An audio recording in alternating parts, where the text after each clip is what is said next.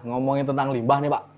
Limbah kan banyak sekali macamnya Pak. Ada yang dari gedung, dari rumah sakit, dari pabrik. Itu kan beda-beda semua Pak. Itu namanya apa sih Pak pembedaannya? Nah dari karakteristik air limbah tentunya kan saat menentukan desainnya IPAL Pak. Betul. Apa perbedaan utama antara limbah domestik dan limbah industri untuk desainnya? Setelah mengerti parameternya nih Pak, untuk memulai perencanaan dan rancangan untuk IPAL-nya nih mulainya dari mana kita Pak? Selamat datang di podcast Area Pojok Teduh, tentunya bersama Toya Arta Sejahtera. Ngobrol santai, penuh makna tentang pengolahan air yang tepat untuk kita semua. Area Pojok Teduh, tempat berbagi cerita, solusi air bersih untuk masa depan yang lebih cerah. Kembali lagi di channel kebanggaan kita, Toya Arta Sejahtera. Selamat datang di podcast yang membahas tentang instalasi pengolahan air limbah. Podcast ini dipersembahkan oleh Toya Arta Sejahtera, perusahaan spesialis di bidang instalasi pengolahan air limbah dan pengolahan air bersih atau disebut water treatment plant. Pada episode kali ini, kami rekam di area pojok seduh kantor Toya Arta Sejahtera. Area ruang diskusi terbuka yang kami gunakan untuk berbagi insight teknis, pengalaman lapangan, dan solusi pengelolaan air limbah secara profesional. Sobat sekalian, mari kita sambut narasumber yang berpengalaman di bidang rekayasa dan operasional IPAL selaku owner dari Toya Arta Sejahtera. Selamat malam Mas Dio. Selamat malam Bapak Indra Sulistianto. Ngomongin tentang IPAL nih Pak Indra, kan sudah berpengalaman nih di bidang IPAL juga. Kalau secara teknis Pak, apa definisi IPAL dan fungsi dalam sistem pengendalian pengelolaan airnya Pak? Baik, kalau IPAL itu sebetulnya adalah singkatan. Baik. Jadi IPAL itu singkatan dari instalasi pengolahan air limbah. Jadi segala sesuatu air limbah yang diolah itu namanya IPAL. Konsep utamanya yaitu mengurangi kandungan pencemar yang ada di dalam air tersebut sampai air tersebut bisa dibuang ke lingkungan atau media sekitar. Nah, pada pembuangannya itu ada aturan namanya baku mutu yang harus ditaati, yang harus ditepati, dan harus dijalankan. Jadi semua pengolahan air limbah ini hasil akhirnya adalah baku mutu tersebut yang sudah ditetapkan oleh pemerintah itu. Jadi IPAL itu adalah singkatan, dan IPAL ini adalah instalasi pengolahan air limbah. Jadi yang diolah adalah airnya, bukan yang lainnya. Jadi IPAL itu juga berfungsi sebagai alat kontrol buangan tersebut juga Pak ya? Betul. Jadi IPAL ini kan dia satu sebagai pengolahan air limbah, nomor dua kontrol untuk parameter-parameter. Tapi targetnya itu adalah parameter yang saya sebutkan tadi. Jadi buat pemirsa sekalian perlu tahu juga bahwa parameter-parameter yang ditetapkan oleh pemerintah itu ada beberapa. Seperti contohnya satu COD. COD atau Chemical Oxygen Demand, itu jumlah kandungan zat terurai dalam air limbah, itu yang pertama kali diturunkan.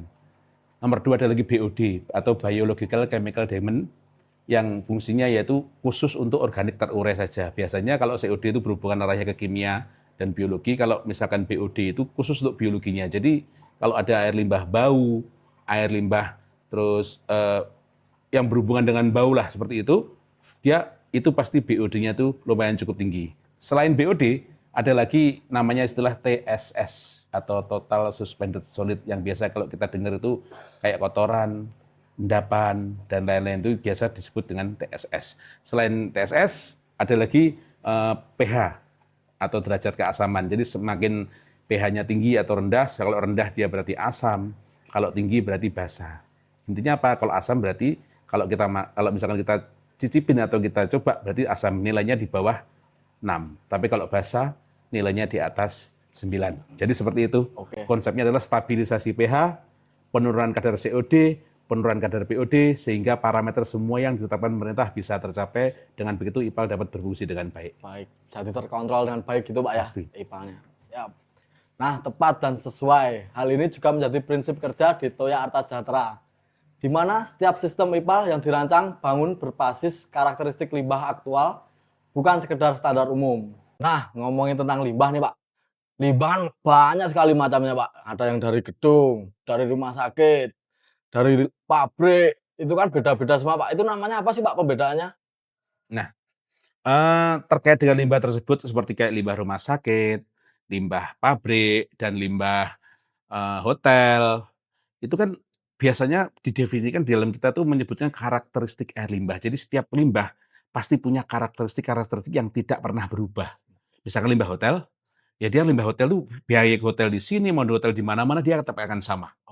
Kalaupun dia misalkan limbah rumah sakit di sini dengan rumah sakit tempat lain pasti akan sama. Yang membedakan adalah jika industrinya berbeda, jika rumah sakitnya berbeda, jika, limbah misalkan seperti bengkel itu berbeda, dia punya karakteristik masing-masing yang punya karakteristik khusus, seperti itu. Jadi untuk membedakan karakteristik limbah dari limbah industri dan limbah domestik itu apa Pak yang jadi pembedanya? Nah, betul sekali. Jadi limbah itu dibedakan menjadi 2 biasanya pada umumnya. Yang pertama adalah limbah domestik, yang kedua adalah limbah industri. Kalau limbah domestik ini adalah limbah yang untuk kebutuhan rumah tangga. Jadi limbah domestik ini, poinnya adalah limbah yang dihasilkan dari kegiatan rumah tangga. Seperti contohnya mencuci, terus seperti, kita habis makan, dicuci, seperti intinya tidak ada limbah industri sama sekali. Sedangkan kalau limbah industri, dia biasanya limbah yang dikeluarkan di pabrik-pabrik. Jadi punya nilai fluktuasi yang tinggi, terus dia punya senyawa-senyawa kimia tertentu yang unik, seperti itu. Jadi, eee, untuk mempermudahnya, jika limbah industri adalah limbah rumah tangga, yang dihasilkan rumah tangga, mandi, cuci, dan lain-lainnya. Kalau limbah industri, limbah yang dihasilkan oleh pabrik, biasanya sisa dari kegiatan industri, seperti itu. Nah, ini yang lagi ngetop ini kan MBG juga ini Pak. MBG kan juga kegiatannya mencuci piring, mencuci anu itu juga berarti wajib ada pengolahannya juga Pak ya? Baik, tentunya untuk, seperti kasus makan bersih gratis ini, dia diwajibkan untuk mempunyai IPAL. Karena apa? Limbahnya tadi juga mengandung adalah limbah domestik. Karena apa? Dia ada kegiatan masak. Ada kegiatan masak, berarti masak ini mengakibatkan air cucian hasil masak. Nomor 2, ketika habis memasak, dia mencuci. Mencuci ini ada kandungan deterjennya, tapi hasil masak dan mencuci, dia masuk ke kandungan limbah organik. Tentunya pengolahannya juga beda dengan limbah yang industri. Konsepnya seperti itu. Jadi kalau dibuang langsung ke lingkungan bahaya ya, mencemari lingkungan. Nah, sekarang di Toya sendiri nih Pak, untuk pendekatan awal selalu diawali dengan penganalisisan karakter limbah ya Pak? Betul, tanpa adanya data-data parameter tersebut, IPAL itu dalam perancangan maupun pembangunan nantinya itu sangat-sangat beresiko terhadap sebuah kegagalan. Begitu juga kalau nanti data itu tepat, kita akan berhasil dengan tepat. Jadi pemirsa sekalian, sebelum sesuatu dimulai dalam mendesain IPAL, kita harus tahu parameter-parameter apa yang ada dalam limbah tersebut. Jadi kalau kita mau mulai membuat sebuah proyek atau memperkenalkan produk, pasti kita akan bertanya dulu, parameternya apa sih? Industrinya apa sih? Kapasitasnya berapa? Hal tersebut sangat menentukan keberhasilan dari sistem tersebut. Seperti contohnya dokter. Dokter itu kalau tanpa ada hasil laboratorium dari pasien, dia akan sangat sulit menentukan pasien ini sakit apa. Paling hanya dia, oh gejala seperti ini, kemungkinan ini. Kemungkinan ini. Seperti kami juga, jika air bau, kemungkinan ini, kemungkinan ini. Kalau misalkan airnya berwarna biru, kemungkinan ini seperti ini. Tapi dengan adanya hasil laboratorium itu, parameter bisa terlihat jelas, dan itu akan sangat mempermudah untuk menganalisa, mendesain, dan merencanakan sebuah sistem instalasi pengolahan air limbah. Gitu, Mas. Baik. Sebelum lanjut ke obrolan yang lebih dalam lagi nih Pak, kita seruput kopinya dulu nih Pak. Ini dibawain oleh-oleh kemarin dari proyek kita yang di Timor Leste ini. Terima kasih. Namanya Cafe Lete Fuhu dari Timor Leste. Pak siapa kemarin yang belikan? Pak Yang belikan? Mario. Oh, Pak Dari Mario. Pak Mario Timor Leste Pak. Yang kemarin dari kantor tuh ya? Betul siap. Baik. Pak Mario, terima kasih atas kopinya. Sangat mantap sekali, sangat sedap sekali. Nah, dari karakteristik air limbah tentunya kan saat menentukan desainnya IPAL, Pak. Betul. Apa perbedaan utama antara limbah domestik dan limbah industri untuk desainnya? Oke, Mas Dio. Jadi yang pertama adalah limbah industri, yang kedua adalah limbah domestik.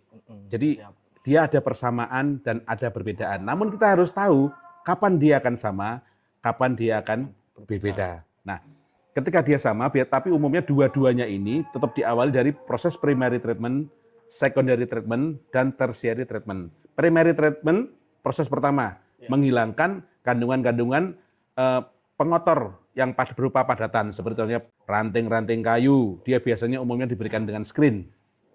Terus yang kedua, pasir, biasanya diberikan dengan penjebak pasir. Nah, terus yang kedua, secondary treatment umumnya adalah proses.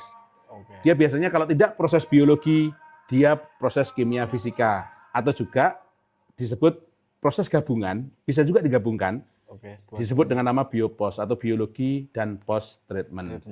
Nah, proses pengolahan biologi dipisahkan menjadi dua, ada biologi anaerob, biologi aerob. Proses kimia fisika tetap sama, proses menggunakan bahan kimia. Namun ada teknologi terbaru sekarang ini yang menggunakan elektrokoagulasi, terus AOP, dan lain-lain. Jadi pada prinsipnya proses itu hanya ada dua, kalau tidak biologi, ya kimia. Biologi di mana dia menggunakan bakteri itu cirinya, kalau proses kimia di mana dia menggunakan bahan kimia. Apapun nama bahan kimia, dia tetap proses kimia. Apapun dia menggunakan bakteri, tetap namanya proses biologi. Jadi itu yang membedakan. Terus yang ketiga, yang tertiary treatment adalah proses polishing water, atau proses penyempurnaan air. Air yang sudah bagus, dibaguskan kembali. Air yang sudah jernih, dijernihkan kembali. Jadi hanya prosesnya menyaring, dan menyaring. Membuat air yang sudah bagus, dirubah menjadi lebih bagus. Sehingga mungkin bisa di-recycle, bisa di-reuse, dan lain-lain. Bisa digunakan kembali gitu Pak ya? Betul. Jadi nggak buang-buang air kita, masih bisa dipakai kembali. Kalau ada IPAL yang memadai, dengan didukung teknologi yang canggih, semakin maju, sangat menguntungkan juga. Siap. Nah, setelah mengerti parameternya nih Pak, untuk memulai perencanaan dan rancangan untuk IPAL-nya ini mulainya dari mana kita Pak? Oke, pertanyaan bagus ini sebenarnya. Jadi setelah parameter itu kita ketahui, yang tentunya kita harus bagaimana sih IPAL ini dibuat? Bagaimana sih IPAL ini dibangun? Apa sih sistem yang akan dipakai? Unit apa aja yang akan dipergunakan, seperti itu. Jadi perhitungannya cukup lumayan banyak. Jadi seperti kalau nanti misalkan kita menggunakan proses fisika, kita nanti merancang apakah kita menggunakan grease trap, apakah kita, ini untuk limbah berminyak ya, grease trap ini ya. Terus apakah kita menggunakan bar screen untuk limbah-limbah yang tadi saya sebutkan, kayu, kotoran, ranting. Yang kasar-kasar itu. Betul. Pak. Apakah kita menggunakan prasedimentasi atau biasa disebut praset untuk mengendapkan lumpur biasanya. Terus apakah kita menggunakan sistem pemisah-pemisah lainnya yang bersifat fisika. Jadi belum ke arah limbah airnya, yang dipisah-pisahkan kotorannya.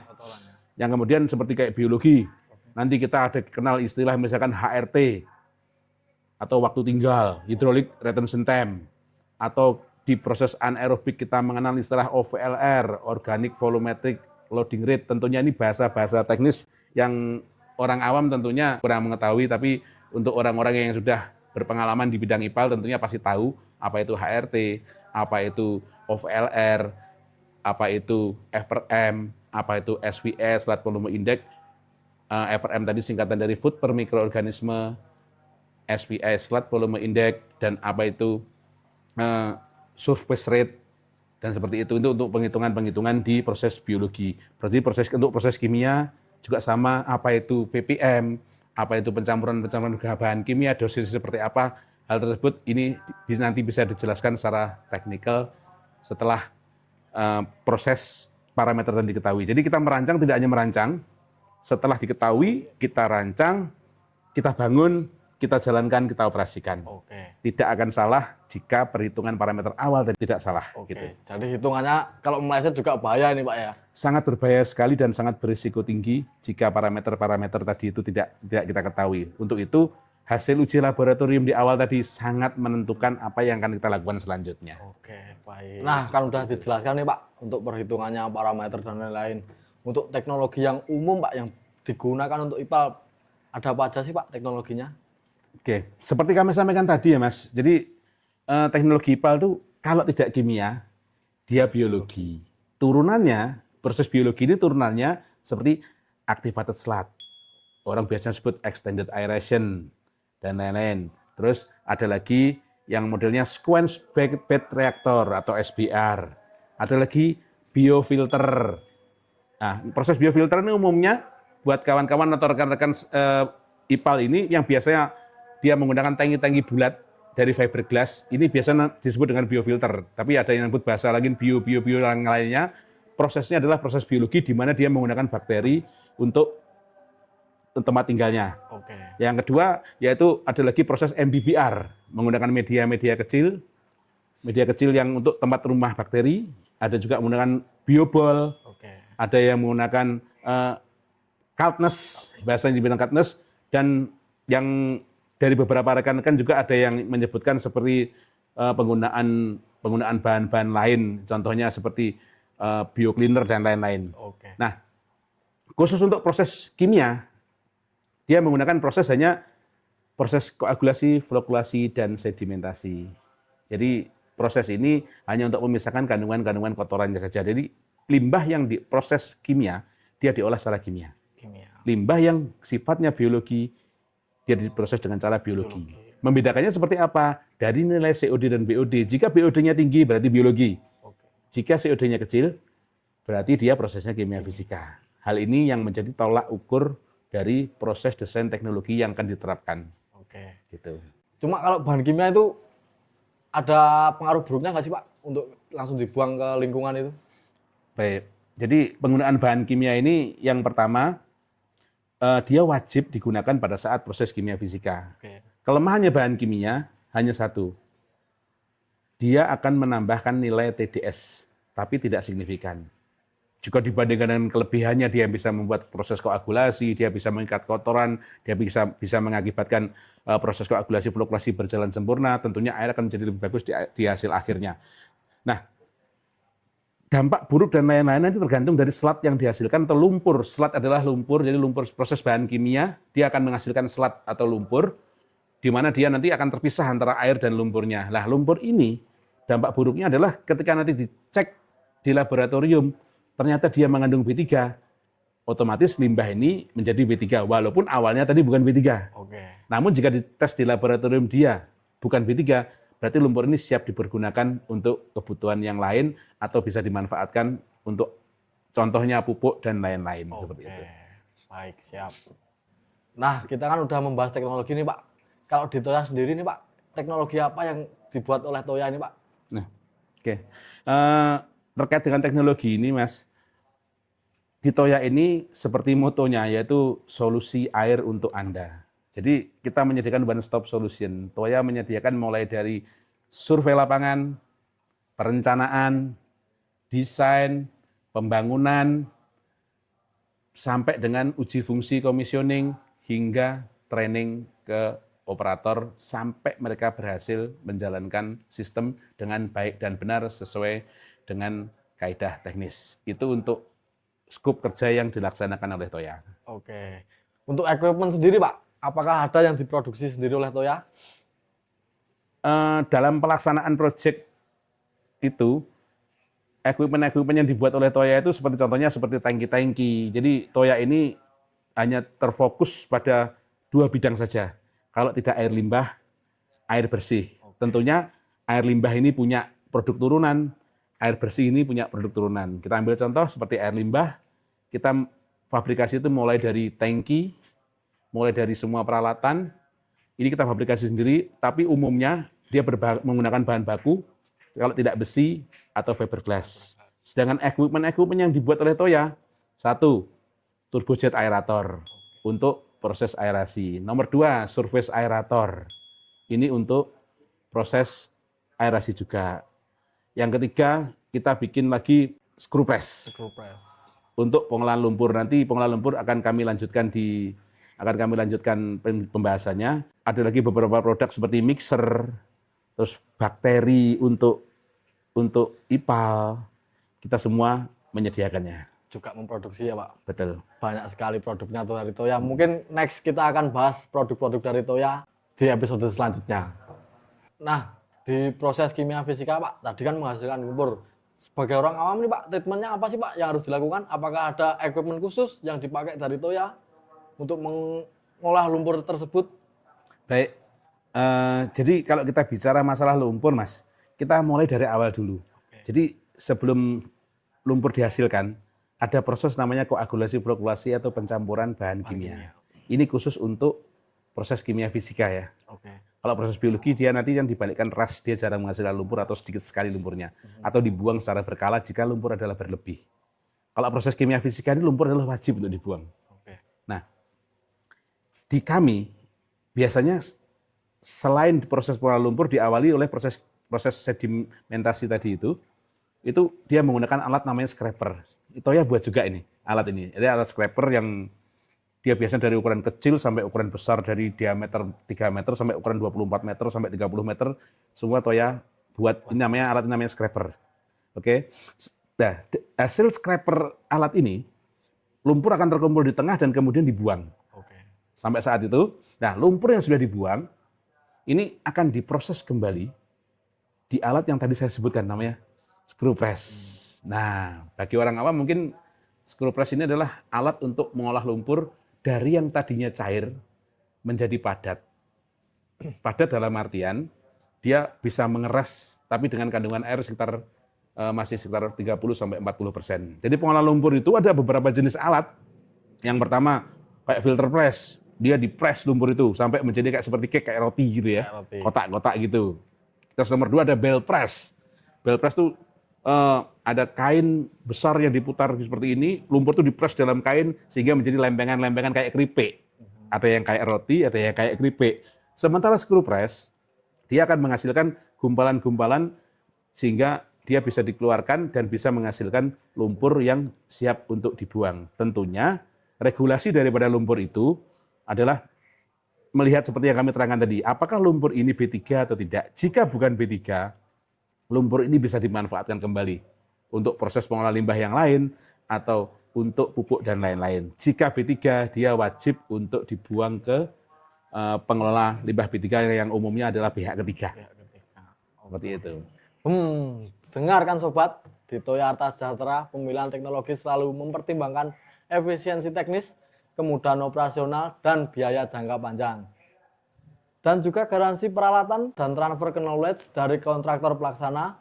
Dalam hal ini Toya Arta Sejahtera ke operator atau penanggung jawab teknis di perusahaan untuk pekerjaan swasta atau dinas untuk pekerjaan pemerintahan. Jadi jangan ragu menentukan pilihan kontraktor IPAL terbaik hanya di Toya Arta Sejahtera. Nah, dari pemerintahan kan banyak Pak regulasinya itu yang mengatur tentang air limbah. Apa saja sih Pak yang dipakai dari regulasi tersebut dan manfaatnya apa untuk lingkungan? Regulasi dan manfaat. Ya. Baik. Untuk regulasi ini memang cukup banyak Pak. Dan manfaatnya itu seperti ini.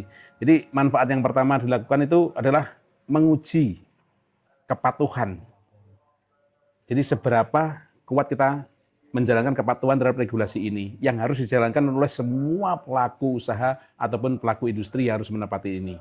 Jadi ada beberapa regulasi kawan-kawan yang dipakai untuk dalam proses pengolahan limbah ini seperti Permen LH nomor 5 tahun 2014, terus Permen LHK nomor 68 tahun 2016, dia mengatur tentang limbah domestik.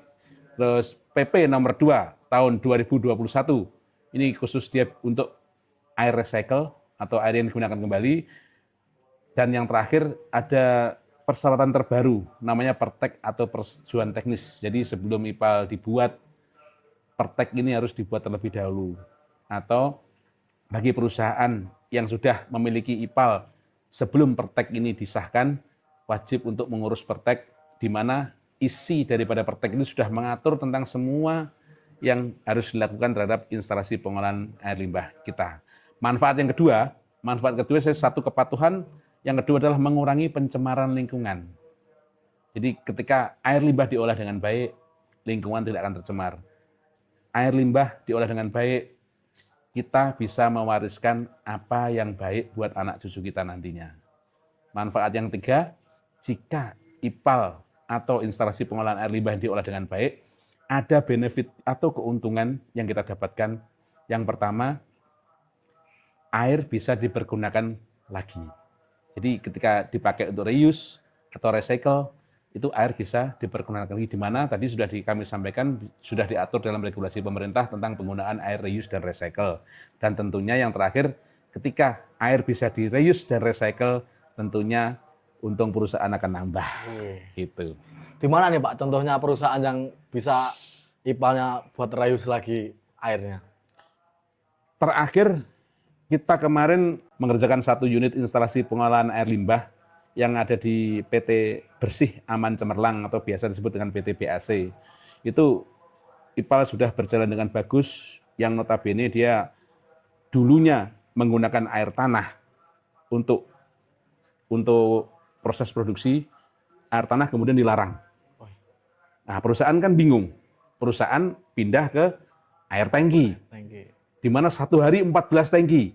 Bingung juga, ongkosnya naik. Ternyata kita menawarkan solusi. Ini air jangan dibuang. Dibuang malah jadi beban lingkungan.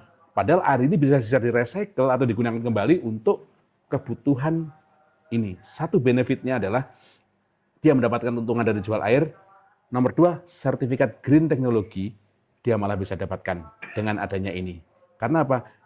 Yang tadinya dia membuang air ke lingkungan yang judulnya mencemari, sekarang malah jadi penyelamat lingkungan karena tidak membuang limbah sedikit pun ke lingkungan, malah limbah dipakai lagi, diputar-putar terus untuk kegiatan produksi, sehingga yang pertama dia tidak mencemar lingkungan, nomor 2 untung pasti bertambah. Tepat sekali ya pemilihannya di Toya Arta Sejahtera.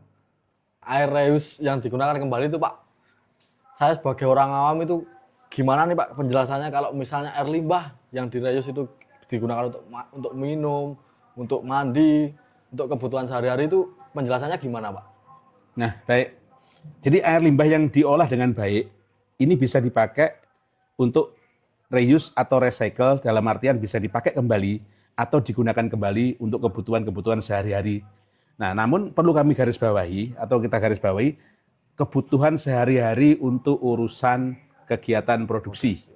Jadi pemirsa, bagi yang mengharapkan air ini akan bisa di-reuse atau di-recycle, dia konsep air diminum lagi, konsep air akan dipakai lagi atau dibuat untuk mencuci, minum, dan untuk kebutuhan sehari-hari, ini kalau menurut kami terlalu berlebihan. Jadi ini bisa dilakukan sepanjang air tanah dan air PDAM atau air sumber yang lainnya yang layak itu masih bisa dipergunakan.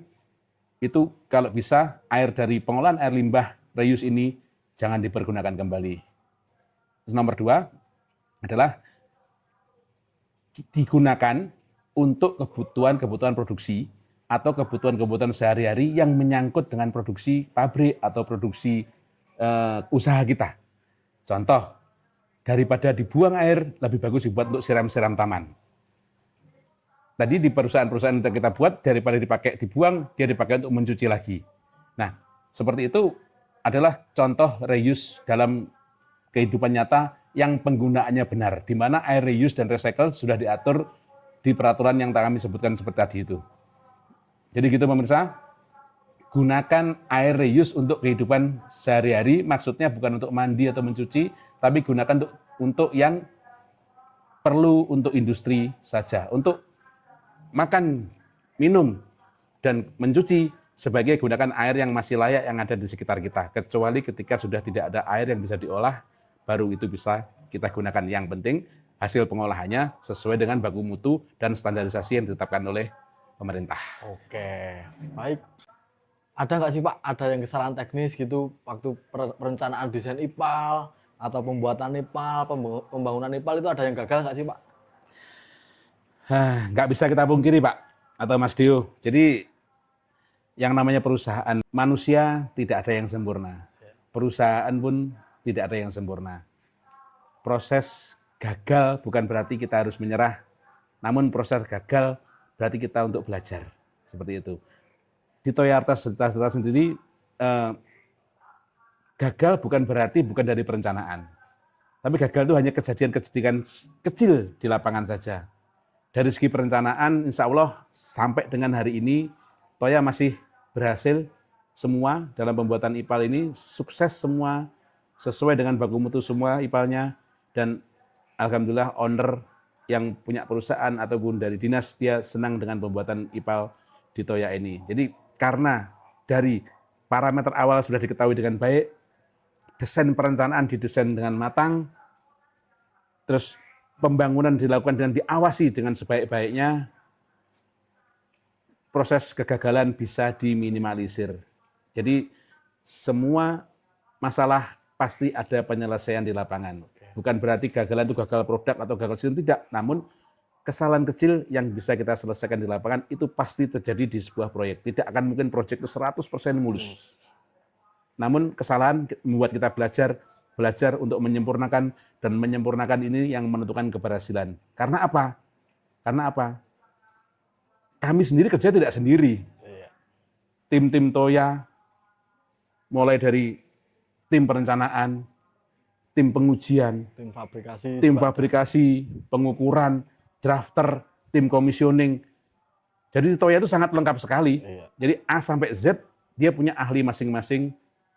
Semua bekerja dengan sinergis. Ketika satu ini bisa disatukan menjadi satu sesuai dengan keahliannya masing-masing, kegagalan bisa dihindari. Apakah Toya juga menggaransi hasil produk dari IPAL-nya, Pak? Baik. Salah satu hal untuk menghindari daripada kegagalan tersebut, dan tentunya untuk menjamin konsumen ini akan percaya, akan mempercayakan kepada perusahaan kami, baik dari desain perencanaan dan lain-lain, kami memberikan garansi produk umumnya 2 tahun setelah instalasi dibangun atau setelah alat itu dipasang. Jadi desain debit harus sesuai dengan perencanaan awal, SOP akan kita berikan di akhir pekerjaan. Seperti itu. Nah, udah banyak nih Pak yang dibahas kita malam ini nih. Jadi kesimpulannya sebelum kita membangun IPAL dan pembangunan IPAL itu apa ya Pak? Baik, terima kasih. Kami sampaikan buat rekan-rekan semua, buat sobat-sobat Toya Arta, baik ataupun customer Toya Arta, kami sampaikan bahwa dalam perencanaan sistem IPAL dan pembangunan sistem IPAL, poin-poin pentingnya adalah yang pertama, kita ketahui limbahnya, kita ketahui cara pengolahannya, kita ketahui cara pengaplikasiannya, dan kita ketahui cara merawatnya. Jadi poin pentingnya adalah pembangunan IPAL harus merujuk dan mengacu pada sistem yang benar sesuai dengan kaidah teknis. Yang harus 1, dioperasikan. 2, dipelihara secara berkelanjutan. Yang 3 harus, ini yang paling penting nomor 3, dijalankan. Berarti dioperasikan, dipelihara, dijalankan terus-menerus secara berkelanjutan. Jadi percuma kita ada IPAL kalau kita sudah membuat mahal-mahal tapi tidak dioperasikan. Jadi itu Mas, poin terpentingnya. Dibuat, dijalankan. Berarti kalau dijalankan kan kita juga butuh operator nih Pak. Itu untuk training operator itu juga ada ya Pak dari Toya? Tentunya Toya menggaransi, dari Toya Arta menggaransi itu setiap proyek-proyek yang kita buat, kita akan menggaransi melatih operator sampai mereka bisa dan menguasai bidang IPAL yang dibuat oleh Toya Arta ini. Sampai mereka bisa, sampai mereka pinter. Tepat sekali pilihan kita. Nggak kerasa, waktu kita telah sampai di penghujung acara nih Pak. Diskusi ini berlangsung dengan sangat nyaman dan syarat dengan wawasan teknis yang bermanfaat. Kami mengucapkan terima kasih kepada Bapak Indra atas ilmu serta pengalaman yang telah diberikan kepada kita semua. Semoga menjadi manfaat untuk penonton yang masih awam tentang IPAL. Terima kasih Mas Dio.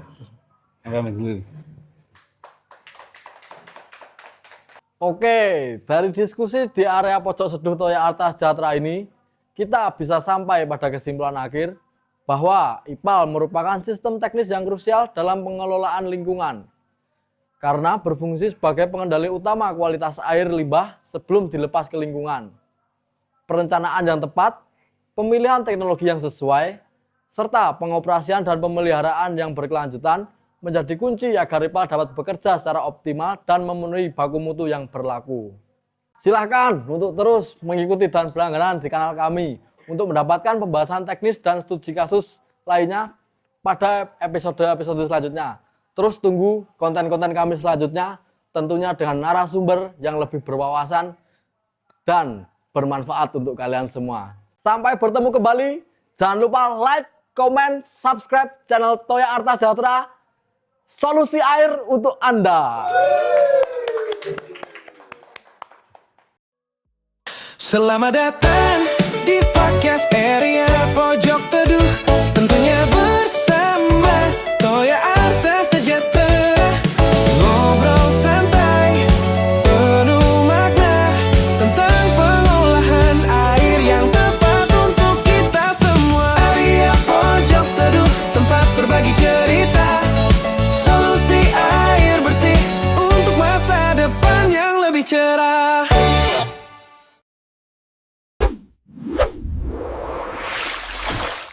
Toya Arta Sejahtera, solusi air Anda.